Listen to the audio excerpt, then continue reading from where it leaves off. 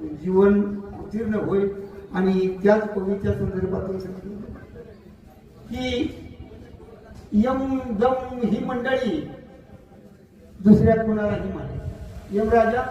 यमराजाचं कर्म कार्य इतकं कटाक्ष आहे, कटाक्ष. यमा इतकं कार्य कुणाचंच कटाक्ष नाही. एक क्षण नाही, 0 क्षण सुद्धा मागं का पुढे होणार नाही. यमाचं कार्य आहे ना. मरणाच्या टायमाला एक क्षण सुद्धा नाही चुकत. यमराजा एका क्षणाचा सुद्धा फरक पडत नाही, त्या क्षणाला तो उचलला, त्याला सुद्धा भाग पडली. कशामुळं? नाशिले प्रायचित व्यवसाय. आणि ही म्हणूनच आपल्या साधू संतांनी, ऋषी मुनींनी, तुकाराम महाराजांसारख्यांनी, माऊलीपासून निरोपरायापर्यंतच्या संतांनी आपल्या सर्व समाजाची जी करुणा घेतली, करुणा भागली, दया त्यांच्या हृदयामध्ये आली. म्हणून त्यांनी जे साठा करून जे ठेवला गेला, त्या साठ्याचा आपण उपयोग करून त्या साठ्याप्रमाणे, त्यांच्या म्हणण्याप्रमाणे प्रभू परमात्म्याची शरणागती पत्करून अशा कार्यक्रमामध्ये, अशा सोहळ्यामध्ये आज आपण 4 दिवस शिवजीचा सोहळा करणार आहे ना. आज आपण 5व्या 6व्या दिवसात सोहळ्यात आहे.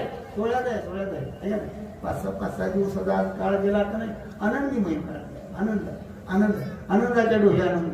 चला 5-6 दिवसाचा काळ तिकडे 4-5 दिवसाचा गेला. आज 4 वाजल्यापासून अबाजी दुमाजी पंढरी, ते महाराजांचे कुठे गेले म्हणते, त्यांचा साकानी अभंग असतो. विठ्ठल विठ्ठल गजरी गजरी आवाजी दुमाजी गोधनपुरी आहे का नाही.